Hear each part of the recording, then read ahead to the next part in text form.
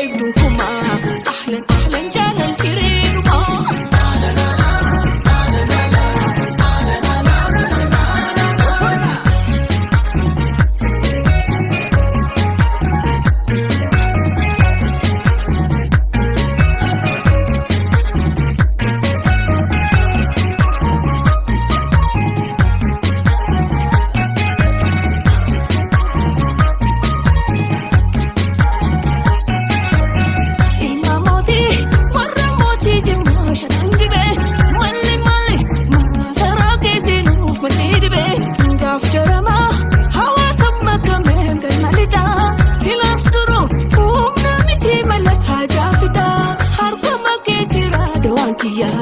Garaan jabaatiin namoota biyyaa.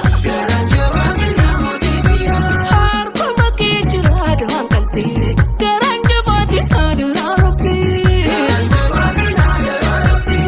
Ijji koo fichi kee wal arginaan hin sheena'uu lubbuun koo darbinaan.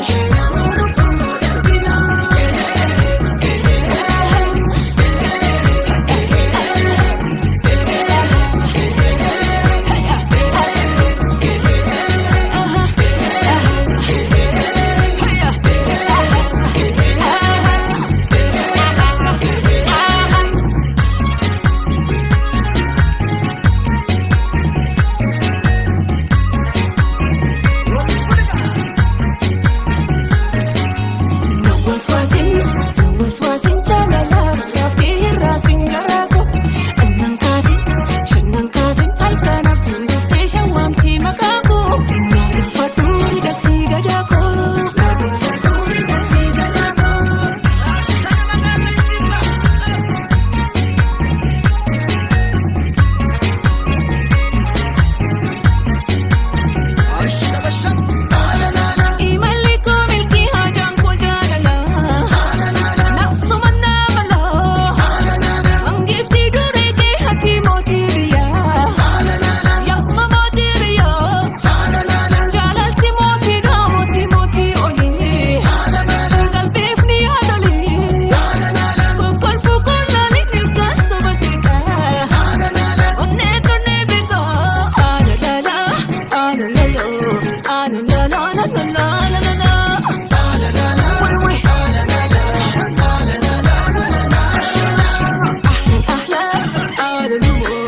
Assalamu alaikum mooti jimmaa.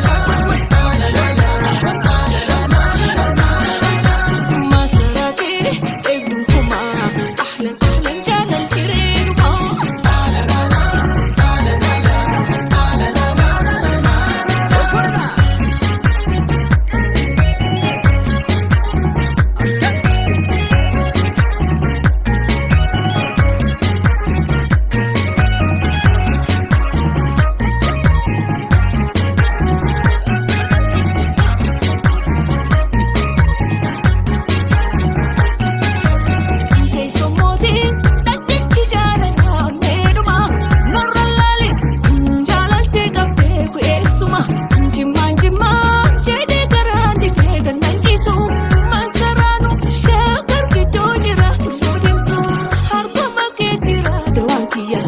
Garaan jabaatiin namoota biyyaa.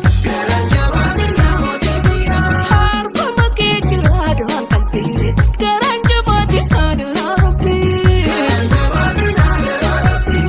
Ijji koo fichi kee wal